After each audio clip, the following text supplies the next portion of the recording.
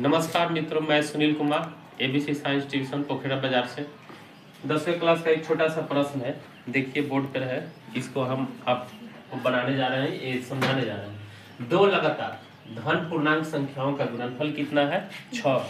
आप सभी को मालूम है प्राकृत संख्या क्या है। गिनती की संख्या को प्राकृत संख्या कहते हैं। सबसे छोटी प्राकृत संख्या क्या होता है? 1। और लगातार प्राकृत संख्याओं का अंतर कितना होता है? 1। और सबसे बड़ी प्राकृत संख्या क्या होता है? अनंत, यानी अनिश्चित, ज्ञात करना संभव नहीं है। लेकिन इसमें चर्चा प्राकृत की नहीं हो रहा है, किसका हो रहा है? पूर्ण संख्या। और धन, जो संख्या होना चाहिए वो क्या चीज में होना चाहिए? धन में। वे संख्या जो धन में होता है उसको धन संख्या कहते हैं, जो ऋण में होता है उसे ऋणात्मक संख्या। चर्चा किसका है? धन एवं पूर्ण संख्या। तो पूर्ण संख्या क्या है? वह प्राकृत संख्या है जिसमें जीरो को शामिल कर लिया जाता है, तो क्या बन जाता है? पूर्ण संख्या। पूर्ण संख्या कहाँ से शुरू होता है? जीरो से। 0, 1, 2, 3, 4, 5, 6, 7, 8, 9, 10 इस तरह से अनंत तक। सबसे छोटी पूर्ण संख्या क्या होता है? 0। अब पूर्ण संख्याओं का भी अंतर कितना होता है? 1। और सबसे बड़ी पूर्ण संख्या ज्ञात करना संभव नहीं है। चलिए ये चीज समझा दिए पहले कि बनाना आप लोगों के लिए क्या हो जाएगा? आसान हो जाएगा। तो सॉल्व करते हैं। दो लगातार धन एवं पूर्ण संख्या कितना होना चाहिए? 2। आपको तो मालूम चल गया कि धन एवं पूर्ण संख्या 0 से लेकर अनंत तक उसमें से लगातार होना चाहिए। लगातार तो आ रहा है ना, तो एक को x मान लेता है। माना कि पहला धन पूर्ण संख्या x, पहला क्या मान लिए? x। इसलिए दूसरा, तो अभी आप लोग को बताया है कि लगातार जो संख्या आता है पूर्ण 0, 1, 2, 3, 4, 5 आता है ना इस तरह से, तो दूसरा क्या मान लेंगे? x+1। आपको समझ में आना चाहिए कि हमने यहाँ पर दूसरा को x+1 क्यों माने, क्योंकि पूर्ण संख्याओं का अंतर एक ही होता है। सम और विषम की चर्चा हो तो 2 मानते हैं, वहाँ पर कितना लिखते हैं? 2, x+2। सम और विषम का, क्योंकि सम और विषम 2, 4, 6, 8 दो का अंतर है। 1, 3, 5, 7 दो का अंतर है ना। यहाँ पूर्ण है इसीलिए क्या लिखे? x+1। अब इसी को लिख देना है प्रश्न से। देखिए दो लगातार धन पूर्ण संख्याओं का गुणनफल 306। तो पहला कितना माने हैं? x। और गुणनफल यानी गुना कर देना है। और दूसरा क्या माने हैं? गुणनफल कितना प्राप्त है? प्रश्न में दिया हुआ है, इसलिए इसको लिख देते हैं प्रश्न के अनुसार। अब इसी को सॉल्व कीजिए। x में x से गुना कीजिए।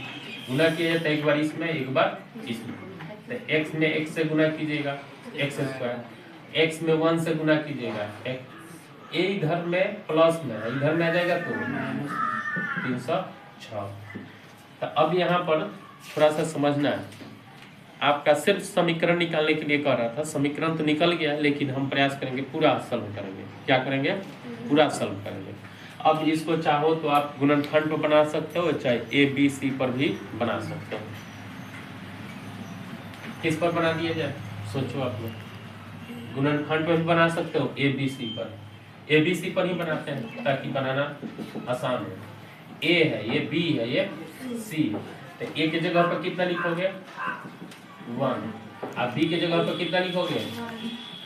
और C की जगह पे -306। तब इसमें क्या निकालते हैं? विवेचक। विवेचक d² = d² - 4ac = 0। b की जगह पे कितना लिखोगे? 1। 4 का 4, a की जगह पर भी 1 और c की जगह पे 306। माइनस में होगा, माइनस में है ना। अब 1 का स्क्वायर 1 हो जाएगा, अब माइनस माइनस प्लस। 306 में 4 से गुना कीजिए, कितना हो रहा है? 6 चौका 24, 1224। इसको जोड़ दीजिए, तो जोड़ने पर कितना आ गया? 1225 इज ग्रेटर देन 0। इस स्थिति में क्या होता है? दो वास्तविक एवं असमान हल होंगे या मूल होंगे या शून्याङ्क प्राप्त होंगे। तो इसलिए मूल मूल निकालने का सूत्र क्या होता है, आप लोगों को बताए थे। यहाँ पर डी भी लिख सकते हैं या बी स्क्वायर माइनस 4ac भी लिख सकते हैं।